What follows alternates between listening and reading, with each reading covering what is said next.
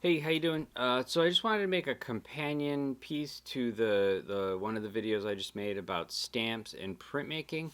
What ended up happening was I was really kind of making a lot of them, and it just lended itself really well to making cards, to greeting cards. And one thing I was kind of thinking about now is, wouldn't it be nice to be kind of making some handmade cards and sending them out to some people? Send them to your grand, to people that you know and love. So I just wanted to give you a quick tutorial on how to make some quick cards. So like I said, I just wanted to kind of make some quick greeting cards. I had some really fun making some stamps with these. You can check out that tutorial on there. But they just made some really nice things, and I just kind of wanted to go over how to make some cards. So basically, 8.5 by 11 computer paper, something pretty simple. Your cards are basically, I'm using the sizing of 5 by 7, which is a pretty common size for cards. So if you have a 8.5 by 11 piece of paper, I'll show some close-ups of these, but you're basically going to be cutting them to 7 tall by 10, so 5 twice, because you're going to fold them in half, cutting off the excess and then folding them in half. And then you'll get these really nice kind of cards. I had some nicer construction paper kind of laying around, but you can really use anything you like.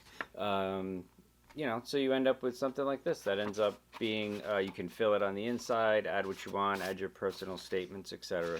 And it doesn't matter if it's portrait or landscape. That's basically what we would call landscape, which is wider than it is tall, versus portrait, which is taller than it is wide. So for making the cards themselves, once you've kind of made the physical card, you've cut it out, you've got your 7 tall, 10 wide, you crease it and fold it in half. Then it's up to you to decorate it. These were some things that I had made with stamps that I had then cut out on different colored paper and then just glued them down to here. These were images that I just stamped directly on. Again, check out the tutorial on stamps and printmaking. My lovely little sweet potato there. This one was a little bit more elaborate, where I created a background printed with some pine needles and then a little crescent moon there. And then lastly, you can definitely, beyond stamping, drawing, whatever it is you want to add to the card itself. This was one that I just glued on a photo, so I did it kind of landscape mode. And there's a tutorial on hand etching photographs and stuff if you want to check that out on the channel. But you can pretty much add whatever you want to it.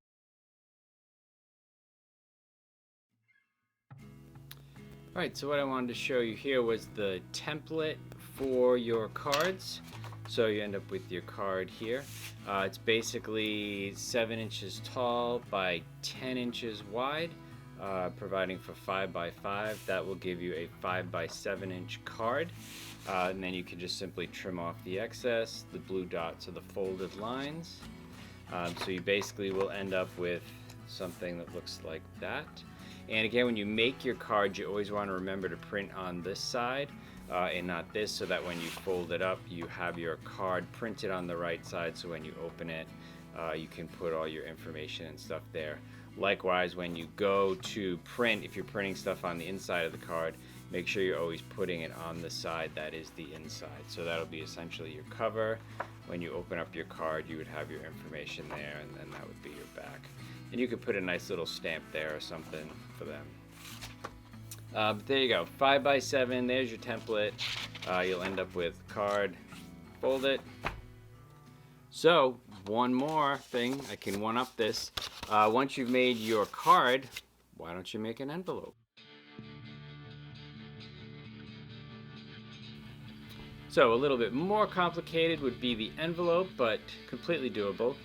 So again, working with the 5 by 7 card, you're going to want to give yourself a little bit of extra room to fit the card in, and especially with all the folds and everything. So I usually do 7 and 1/8. You could even squeeze a little bit more out of that. This line here is your center line, so if it's an 8.5 by 11 piece of paper, this is 4 1/4 right across there, so it gives us can center our image there, so we get even tabs on either side. So 7 and 1/8 here from your center line, so you get these excess pieces that you'll end up cutting off. 5 1/16, 5 1/8 to the, probably 5 1/8 till the dotted line. I could have made that a little bit bigger. And then another 5 1/8 for this side. And then what ends up happening is you automatically end up with a tab on either side and a flap. So once you've used that, you should end up with something that looks something like this.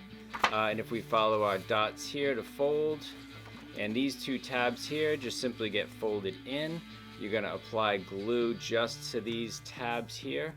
You're going to fold this down, glue that together, and then there's your flap to seal it up once you put your card inside. So as you can see, we've got a nice assortment of cards here, things we've made with tree branches and plastic bags, sweet potato stamps. We made a nice card here. Just a good old photograph that we've attached to the front to that. So you can either hold it landscape, remember wider than tall, or portrait where it's taller than wide. You can attach other images to it. You can draw on it. Check out the tutorial on stamps. You can make beautiful patterns. And again, this card could either be portrait. You could add something else to the middle of this. It could be either portrait or landscape. Doesn't matter how you fold it. Then once you've created your custom envelope and it's all glued, simply slide your card inside, provided I glued it, which I didn't. Seal it up, address, label, ship it. There you go. Have fun.